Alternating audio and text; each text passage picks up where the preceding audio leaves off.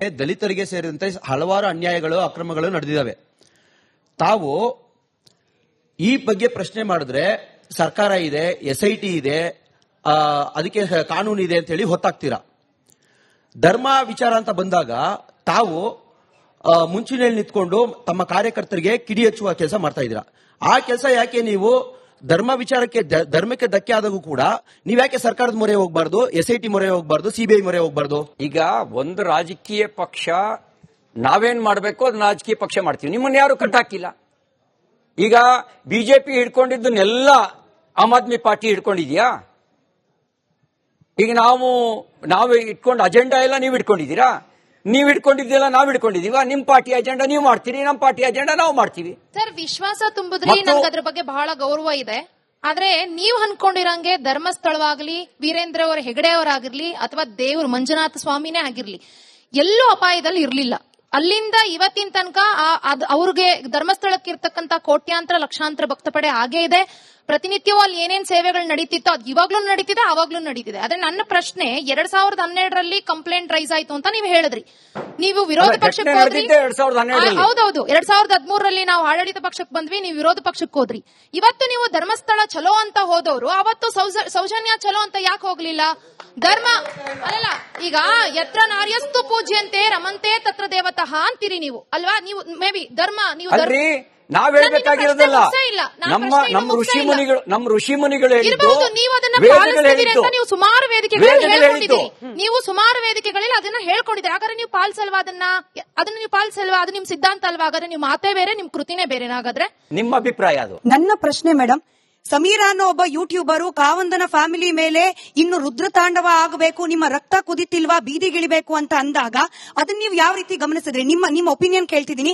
ಅದ್ರ ಜೊತೆಗೆ ತಿಮರೋಡಿ ಅವರು JCB ನುಗ್ಗಿಸ್ಬೇಕು ಅಂದಾಗ ಧರ್ಮಸ್ಥಳದ ಮಂಜುನಾಥನ ಸ್ವಾಮಿ ದೇವಸ್ಥಾನ ಅಪಾಯದಲ್ಲಿದೆ ಅಂತ ನಿಮಗೆ ಅನ್ನಿಸ್ತೋ ಇಲ್ವೋ?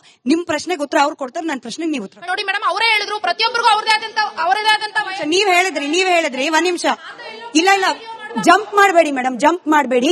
ಧರ್ಮಸ್ಥಳ ಕ್ಷೇತ್ರ ಅಪಾಯದಲ್ಲಿರ್ಲಿಲ್ಲ, ಕಾವಂದರ ಕುಟುಂಬದ ಬಗ್ಗೆ ಯಾರು ಮಾತನಾಡಿರ್ಲಿಲ್ಲ ಅಂತ ಹೇಳಿದ ನೀವು ಈ ವಾದವನ್ನು ಒಪ್ಪಿದ್ರಿ. ಸಮೀರಾ ಮಾತನಾಡಿದ್ರಲ್ಲಿ ಸತ್ಯ ಇದೆಯೋ ಇಲ್ಲೋ ಗೊತ್ತಿಲ್ಲ, ಆತ ಗಾಳಿಯಲ್ಲಿ ಗುಂಡು ಹೊಡೆದ. ತಿಮರೋಡಿ ಅವರು ಧರ್ಮಸ್ಥಳ ಕ್ಷೇತ್ರದ ಮೇಲೆ JCB ಹತ್ಸೋಣ ಅಂತಂದಿದ್ದು ಕ್ಷೇತ್ರದ ಅಪಾಯದ ಸೂಚನೆ, ಹೌದಲ್ವಾ? ಮಿಕ್ಕಿದ ಉತ್ತರ ಸಿಟಿ ರವಿ ಅವ್ರು ಕೊಡ್ತಾರೆ. ಬಂದ್ ಅವ್ರ ಪ್ರಶ್ನೆಗೆ ಉತ್ತರ ಕೊಡ್ತಾರೆ. ಒಂದು, ಇವರಿಗೆ ಬಹಳ ಜನರಿಗೆ ಸೌಜನ್ಯ ಹೆಸರಷ್ಟೇ ಕೇಳಿ ಗೊತ್ತು. ಸೌಜನ್ಯ ಪ್ರಕರಣದಲ್ಲಿ ಒಬ್ಬ ಆಪಾದಿತ ಅರೆಸ್ಟ್ ಆಗಿದ್ದ, ಅವನ ಮೇಲೆ ಚಾರ್ಜ್ ಶೀಟ್ ಆಗಿತ್ತು. ಚಾರ್ಜ್ ಶೀಟ್ ಆಗಿ ಅರೆಸ್ಟ್ ಆಗಿ ಜೈಲಿಗೆ ಕಳಿಸಿದ್ಮೇಲೆ ಯಾವ ದೃಷ್ಟಿ ಇಟ್ಕೊಂಡು ಹೋರಾಟ ಮಾಡ್ತೀರಿ? ಅವತ್ತಿನ ಸರ್ಕಮ್ಟೆನ್ಸಸ್ ಎವಿಡೆನ್ಸ್ ಆತನೇ ಅಪರಾಧಿ ಅನ್ನೋದು ಕೋರ್ಟ್ ತೀರ್ಮಾನ ಮಾಡಬೇಕು. ಆತನೇ ಆಪಾದಿತ ಅಂತ ಹೇಳಿ ಜೈಲಿಗೆ ಕಳಿಸಿತ್ತು.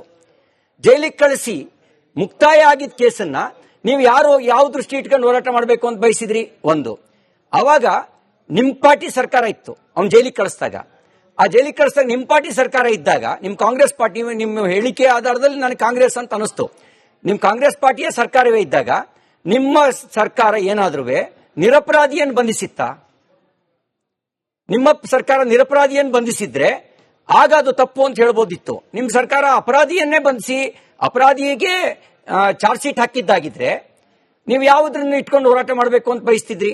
ಒಂದು ಹೋರಾಟ ಬಿಜೆಪಿಯವರು ಮಾತ್ರ ಯಾಕೆ ಮಾಡಬೇಕು ಅಂತೀರಿ?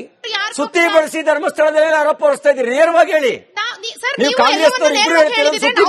ಹೇಳ್ಬೋದಿತ್ತು, ನೀವೊಬ್ಬ ಬಹಳ ಬ್ರಿಲಿಯಂಟ್ ರಾಜಕಾರಣಿ, ಅದು ನನಗೆ ವೈಯಕ್ತಿಕವಾಗಿ ಗೊತ್ತಿದೆ. ಆದ್ರೆ ನಾನ್ ನಿಮಗೆ ಏನ್ ಕೇಳ್ತೀನಿ, ಪ್ರಾಮಾಣಿಕ ರಾಜಕಾರಣಿ, ಬ್ರಿಲಿಯಂಟ್ ಅಲ್ಲ. ಅದಕ್ಕೆ ಜನ ಉತ್ತರ ಕೊಟ್ಟಿದ್ದಾರೆ 23ರ ವಿಧಾನಸಭೆಯಲ್ಲಿ, ಅದು ನನಗೂ ಗೊತ್ತಿದೆ, ನಿಮಗೂ ಗೊತ್ತು. ಸರ್, ನೀವಿವಾಗ ಯಾವ ಸೋರ್ಸ್ ನ ಹೇಳ್ತಿದಿರೋ ಅದೇ ಯೂಟ್ಯೂಬರ್ಸ್ ಎದುರೇನೆ ಅಲ್ವಾ ನೀವು ಧರ್ಮಸ್ಥಳವನ್ನ ರಕ್ಷಣೆ ಮಾಡ್ತೀವಿ ಅಂತ ಅಲ್ಲಿಗೆ ಹೋಗಿದ್ದು? ಅದನ್ನ ನೀವು ಒಪ್ಕೋಬೇಕು. ಯೂಟ್ಯೂಬರ್ಗಳ ಹೇಳಿಕೆಯ ಆಧಾರದ ಮೇಲೆನೆ ಬಿಜೆಪಿ ಕೂಡ ಧರ್ಮಸ್ಥಳ ರಕ್ಷಣೆಗೆ ಹೊರಟಿದ್ದು. ಮೇಡಮ್, ಸರ್ಕಾರ ಯೂಟ್ಯೂಬರ್ ಮೇಲೆ ಆಕ್ಷನ್ ತಗೊಂಡಿದ್ರೆ, ಬುಲ್ಡೋಜರ್ ಓಡಿಸಬೇಕು ಅಂತ ಹೇಳಿದ ಮೇಲೆ ಆಕ್ಷನ್ ತಗೊಂಡಿದ್ರೆ ನಾವು ಧರ್ಮಸ್ಥಳಕ್ಕೆ ಹೋಗಿ ಹೋರಾಟ ಮಾಡುವ ಅವಶ್ಯಕತೆ ಬರ್ತಿರ್ಲಿಲ್ಲ. ಪೂರ್ತಿ ಕೇಳಿಸ್ಕೊಳ್ಳಿ ಮೇಡಮ್, ನಿಮಗೆ 15 ನಿಮಿಷ ಟೈಮ್ ಕೊಟ್ಟಿದ್ದೀನಿ ಪ್ರಶ್ನೆ ಕೇಳಕ್ಕೆ. ಸೋಮೋಟೋ ಕೇಸ್ ರಿಜಿಸ್ಟರ್ ನನ್ನ ಮೇಲೆ ಮಾಡ್ತು. ಸೋಮೋಟೋ ಕೇಸ್ನ ಯಾಕೆ ಸಮೀರ್ ಮೇಲೆ ಮಾಡಲಿಲ್ಲ? ಸೋಮೋಟೋ ಕೇಸ್ನ ಯಾಕೆ ತಿಮ್ರೋಡಿ ಮೇಲೆ ಮಾಡಲಿಲ್ಲ? ಸೋಮೋಟೋ ಕೇಸ್ನ ಯತ್ನಾಳ್ ಮೇಲೆ ಮಾಡಬಹುದು, ಸೋಮೋಟೋ ಕೇಸ್ನ ಸಿಟಿ ರವಿ ಮೇಲೆ ಮಾಡಬಹುದು, ಸೋಮೋಟೋ ಕೇಸ್ನ ಯಾಕೆ ಸಮೀರ್ ಮೇಲೆ ಮಾಡಲಿಲ್ಲ? ಇದರಲ್ಲೇ ಅನುಮಾನ ಇದೆ ಅಂತ ನಾನು ಹೇಳಿದ್ದು. ಸರ್ಕಾರದ ನಡೆಯಲ್ಲಿ ಇದರಲ್ಲೇ ಅನುಮಾನ ಇದೆ. ಮೇಡಮ್, ನಾನು ಮಣಿಕಂಠ ಅವರ ಸ್ಟೇಟ್ಮೆಂಟ್ ಇಂದ ಶುರು ಮಾಡ್ತೀನಿ. ನೋಡಿ ಸರ್, ಮನೆಯಲ್ಲಿ ಹೆಚ್ಚು ಕಡಿಮೆ ಆದಾಗ ನಾವು ಇಲ್ಲ ಅಕ್ಕಪಕ್ಕದಲ್ಲಿ ಏನೋ ಸಾವಾದಾಗ ಸಂತಾಪ ಸೂಚೋದು ಸಹಜ. ಧರ್ಮಕ್ಕಾಗ್ಲಿ ರಾಷ್ಟ್ರಕ್ಕಾಗ್ಲಿ ಏನಾನ ಆದಾಗ ಕಿಚ್ಚು ಎಬ್ಸ್ಬೇಕಾಗಿಲ್ಲ. ಕಿಚ್ಚು ತಾನಾಗ್ ತಾನೇ ಎದಳುತ್ತೆ. ನಮ್ಗೆ ಏನಂದ್ರೆ ನಾವು ಹೋಗಿ ಅಲ್ಲಿ ಧರ್ಮ ಕೊಡಿಸ್ತೀವೋ ಇನ್ನೊಂದ್ ಮಾಡ್ತೀವೋ ಗೊತ್ತಿಲ್ಲ, ನಾವು ನಿಮ್ ಜೊತೆ ಇದೀವಿ, ಪೀಠಕ್ಕೆ ಏನು ತೊಂದರೆ ಆಗಲ್ಲ ಅಂತ ಒಂದು ಸಾಮಾನ್ಯವಾಗಿ ಏನ್ ತೋರಿಸ್ಬೇಕೋ ಅದು ತೋರಿಸಿದೀವಿ. ನಿಮಗ್ ಕಿಚ್ಚಿತ್ತ ನೋಡಿ, ಸೌಜನ್ಯ ಕೇಸಲ್ಲಿ ಆಲ್ರೆಡಿ ರವಿ ಅಣ್ಣ ಹೇಳ್ದಾಗೆ ಮೊದ್ಲೇ ಅದಕ್ಕೆ ಏನಾಗ್ಬೇಕಾಗಿದ್ದು, ಒಬ್ಬ ಅಪರಾಧಿನ ಕೌಂಟರ್ ಮಾಡಿ ಲೀಗಲಿ ಮುಂದಾಕಿದ್ದಾರೆ. ನೀವು ಅದ್ರ ಬಗ್ಗೆ ಚಾಲೆಂಜ್ ಮಾಡ್ಬೇಕಾ? ನೀವು ಮಾಡಿ. ನಮ್ ಸ್ಟ್ಯಾಂಡ್ ಏನಿದೆ, ಧರ್ಮಸ್ಥಳ ಪರ ಇತ್ತು, ನಾವು ಹೋದ್ವಿ. ನಿಮ್ ಸ್ಟ್ಯಾಂಡ್ ಏನಿದೆ ನೀವು ಹೋಗಿ. ಮತ್ತೆ ಇನ್ನೊಂದು ರಾಜಕೀಯ ಪಕ್ಷ ಇವತ್ತು ಎಲ್ಲ ತರವಾಗೂ ಮಾತಾಡುತ್ತೆ. ಸೌಜನ್ಯ ಇನ್ನೊಂದು ಮತ್ತೊಂದು, ಅದ್ರ ಬಗ್ಗೆ ಚಾರ್ಜ್ ಶೀಟ್ ಆಗ್ಲಿ, ಅದ್ರ ಬಗ್ಗೆ ಅವಶೇಷಗಳು ಮತ್ತೆ ಏನೇನ್ ಡಾಕ್ಯುಮೆಂಟ್ ಸಿಕ್ಕಿದೆ ಅದ್ರ ಬಗ್ಗೆ ಯಾರು ರಿಸರ್ಚ್ ಮಾಡ್ದಂಗೆ ಅವನ್ಯಾರೋ ಒಂದು ಯೂಟ್ಯೂಬ್ ಒಂದು ಬೇಸ್ ಹಿಡ್ಕೊಂಡು ಬೇಸ್ಲೆಸ್ ಆಗಿ ಮಾತಾಡ್ತಿದ್ದಾರೆ. ಇವತ್ತು ಬಿಜೆಪಿ ಆಗ್ಲಿ ನಾವಾಗ್ಲಿ ಇನ್ನೊಬ್ರಾಗ್ಲಿ ನಾವು ರೆಡಿ ಇದೀವಿ. ಸೌಜನ್ಯ ಪರ ಏನೋ ತಪ್ಪಾಗಿದ್ಯಾ, ನಾವು ಅದಕ್ಕೆ 0 ಟಾಲರೆನ್ಸ್ ತಗೊಳ್ತೀವಿ, ಅಕ್ಸೆಪ್ಟ್ ಮಾಡ್ತೀವಿ. ಬೇಸ್ ಜೊತೆನೆ ನಾವು ಮಾತಾಡ್ತಾ ಇದೀವಿ. ಏನೇ ಒಂದು ಸಣ್ಣ ವಿಷಯ ಬಗ್ಗೆ ಮಾತಾಡ್ಬೇಕಾದ್ರೆ ಬೇಸ್ ಇಟ್ಕೊಂಡು ಮಾತಾಡ್ತೀವಿ. ನೀವು ಬೇಸ್ ತಗೊಂಬನ್ನಿ, ನಮ್ಮಲ್ಲಿ ತಪ್ಪಾಗಿದೆ ನಾವು ಮಾಡ್ತೀವಿ. ಇವತ್ತಿನ ರಾಜಕೀಯ ಪಕ್ಷ ಇರೋದು ಕಾಂಗ್ರೆಸ್ ಸರ್ಕಾರನೇ. ನಿಮ್ಮ DCM ಆಗ್ಲಿ, ನಿಮ್ಮ ಮಾಂಸ ತಿಂದು ಹೋಗ್ಬಿಟ್ರೆ ಏನಾಗ್ಬಿಡುತ್ತೆ ಅನ್ನೋ ರಾಜ್ಯದ ಮುಖ್ಯಮಂತ್ರಿ ಇರ್ಲಿ, ಎಲ್ಲ ಇರ್ಲಿ, ಮಾಡಿ. ಇವಾಗ ನಿಮ್ಮದೇ ಸರ್ಕಾರ ಇರ್ಬೇಕಾದ್ರೆ ನೀವೊಂದು ಮನವಿ ಮಾಡಿ. ನಾವಂತೂ ನಮ್ ಸ್ಟ್ಯಾಂಡ್ ಇತ್ತು, 100 ಆಯ್ತು, 50 ಆಯ್ತು, ಹೋಗಿದ್ದೀವಿ. ನಿಮ್ ಸ್ಟ್ಯಾಂಡ್ ಮಾಡಿ. ಸಿಟಿ ರವಿ ಸರ್ಗೆ ಒಂದು ಪ್ರಶ್ನೆ. ಆಗ್ಲೇ ಹೇಳಿದೆ, ಯಾದಗಿರಿಲಿ ಒಬ್ಬ ST ಸಮುದಾಯದವ್ರನ್ನ ಸತ್ತ ಸಂದರ್ಭದಲ್ಲಿ ನಾವೇ ಹೋಗ್ಬಿಟ್ಟು ಪ್ರತಿಭಟನೆ ಮಾಡಿದ್ವಿ.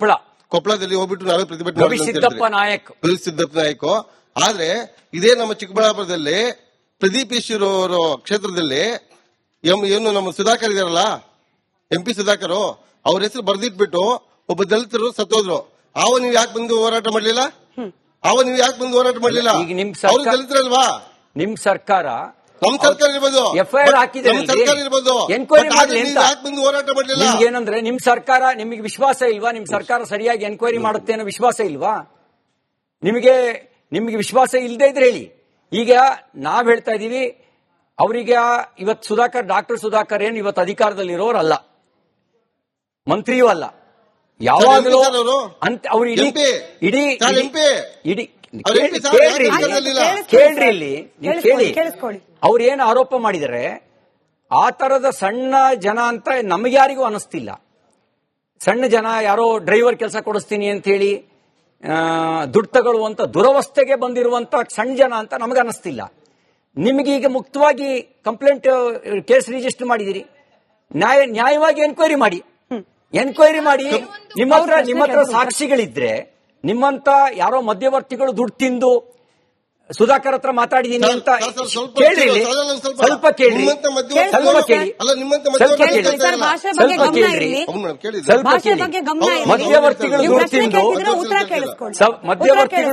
ಮಧ್ಯವರ್ತಿಗಳು ದುಡ್ಡು ತಿಂದು ಮಂತ್ರಿ ಹೆಸರಿಗೆ ತಲೆ ಕಟ್ಟಿದ್ರೆ ಇವು ಎಷ್ಟೋ ವಿಷಯಗಳು ಗೊತ್ತೇ ಇರಲ್ಲ. ಒಂದು ಘಟನೆ ನಿಮಗೆ ನೆನಪು ಮಾಡ್ತೀನಿ. ಒಬ್ಬ ವ್ಯಕ್ತಿ, ನಾನು ಯಾರು ಗೊತ್ತಾ, ಕೋತ್ವಾಲ್ ರಾಮಚಂದ್ರನ್ ಶಿಷ್ಯ ಅನ್ನಂತೆ. ಯಾರ ಹತ್ರ ಹೇಳಿದ್ ಗೊತ್ತಾ? ಅವನು ಕೋತ್ವಾಲ್ ರಾಮಚಂದ್ರನ್ ಹತ್ರ. ಅವ್ನು ಕೋತ್ವಾಲ್ ರಾಮಚಂದ್ರನ್ ನೋಡೇ ಇಲ್ಲ. ನಾನು ಹವಾ ಬಿಟ್ಕೊಂಡಿದ್ದ, ನಾನು ಕೋತ್ವಾಲ್ ರಾಮಚಂದ್ರನ್ ಶಿಷ್ಯ ಅಂತ. ಹಾಗೆ ಎಷ್ಟೋ ಜನ ಮಧ್ಯವರ್ತಿಗಳು ಇಲ್ಲಿರು ಹೊರಗೆ ಅಂತ ನಿಲ್ಲಿಸ್ತಾರೆ, ಒಳಗೋಗಿ ನಮಸ್ಕಾರ ಸರ್ ಅಂತಾರೆ, ಸುಮ್ಮನೆ ಬಂದಿದ್ದೆ ಸರ್ ಅಂತಾರೆ, ಅಲ್ಲಿಂದ ಹೊರಗೋಗಿ ಎಲ್ಲ ಮಾತಾಡಿದೀನಿ ಕೊಡಿಲಿ ಅಂತಾರೆ. ಮಂತ್ರಿಗೇನು ಗೊತ್ತಿರಲ್ಲ. ಹಾಗಾಗಿ ಈಗೇನು ಕೇಸ್ ರಿಜಿಸ್ಟರ್ ಆಗಿದೆ, ಎನ್ಕ್ವೈರಿ ಆಗಲಿ.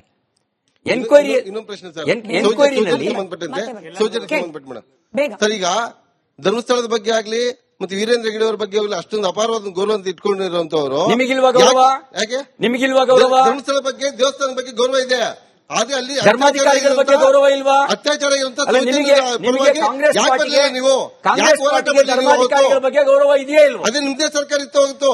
ಕಾಂಗ್ರೆಸ್ ಪಾರ್ಟಿಗೆ ಧರ್ಮಾಧಿಕಾರಿಗಳ ಬಗ್ಗೆ ಗೌರವ ಇದೆಯೇ ಇಲ್ವಾ? ಧರ್ಮಾಧಿಕಾರಿಗಳ ಬಗ್ಗೆ ನಮಗೆ ಶ್ರದ್ಧೆ ಇದೆ, ನಮ್ಗೆ ಅನುಮಾನ ಇಲ್ಲ.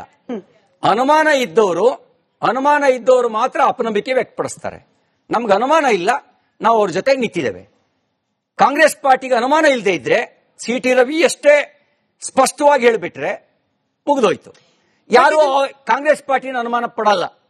ಅವರಿಗೆ ಅಪನಂಬಿಕೆ ವ್ಯಕ್ತಪಡಿಸೋದ್ರಿಂದ, ಸುಳ್ಳು ಹೇಳಿದಂತ ಬುರ್ಡೆ ಗ್ಯಾಂಗನ್ನೇ ಸತ್ಯ ಅಂತ ನಂಬಿಕೊಂಡು ಪ್ರಶ್ನೆ ಕೇಳ್ತಿರೋದ್ರಿಂದ ಇವ್ರ ಬಗ್ಗೆ ಅನುಮಾನ ಬರುತ್ತೆ.